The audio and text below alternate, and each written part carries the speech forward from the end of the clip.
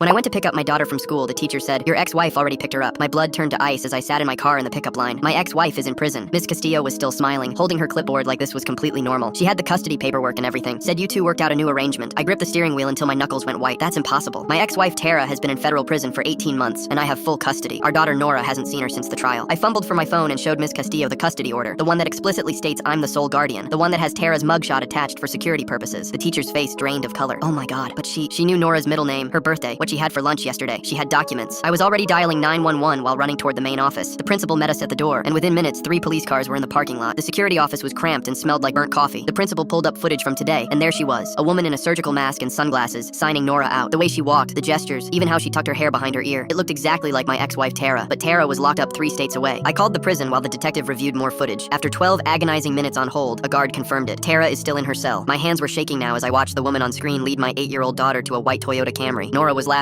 swinging her backpack, completely trusting this stranger. The detective zoomed in on the license plate. Rental car, paid cash this morning under the name Roxanne. Then he pulled up traffic cameras. The car had driven north toward the interstate. Every second that passed felt like a knife twisting deeper. The detective's phone rang. "We've got them on I-95, heading toward the state line." I was already running to my car when the principal shouted, "Wait, we found something else." She held up the sign-out form. The handwriting was perfect, identical to Tara's, but there was a phone number I didn't recognize. The number belonged to a burner phone purchased yesterday at a gas station 40 miles away. While the detective ran a trace, I called Tara's lawyer, the one who defended her and lost. "Has Tara been in contact with anyone unusual?" I asked. There was a pause, and then came the shocking revelation. Actually, yes. She mentioned her cellmate got released last month, Diane Watts. They were close. Too close if you ask me. Tara was always talking about how Diane understood her, how they were going to stay in touch. The detective's fingers flew across his keyboard. Diane Watts. Armed robbery, forgery, assault. Released 4 weeks ago. Her parole officer hadn't heard from her in 2 weeks. Then the pieces clicked. The detective pulled up Diane's booking photo and held it next to the security footage. Same height, same build. She studied Tara for 10 months in that cell and replicated her mannerisms perfectly, he muttered. My phone buzzed with a text from an unknown number. "If you want to see Nora again, wire $50,000 to this account. You have 2 hours. No police, or she disappears forever." Attached was a photo of Nora eating ice cream, still in her school uniform, looking happy but confused. The detective was already coordinating with state police, but I knew what this really was. This wasn't random. This was Tara, orchestrating everything from her cell, using Diane as her weapon. They tracked Roxanne down to a motel, but the ride there made me feel so nervous that I threw up twice. Through the walls of her room, we heard Diane on the phone with Tara in prison. "The kid keeps asking questions. You said he'd pay immediately." Tara's voice was cold. "Stop being weak. He destroyed my life. Now we destroy his." When officers moved in, Diane saw them and grabbed Nora, pulling her inside. "Tara promised me 50,000. She said you had millions hidden," she screamed through the door. The negotiator stepped forward, but I pushed past him. "Diane, she's using you. There's no money. I barely have enough to get by as is." Silence, then sobbing. For 20 minutes we waited while Diane fell apart inside. Nora's small voice asking why Aunt Diane was crying, why the police were outside, where was Daddy. Finally the door opened. Diane stood there, mascara streaming, holding the forged papers Tara had spent months teaching her to create. Every detail perfect, because Tara had coached her through 10 months of shared prison meals, yard time, lights out whispers. Diane got 15 years. Tara got another 20 years added to her sentence and moved to maximum security. Nora's in therapy now, but she's okay.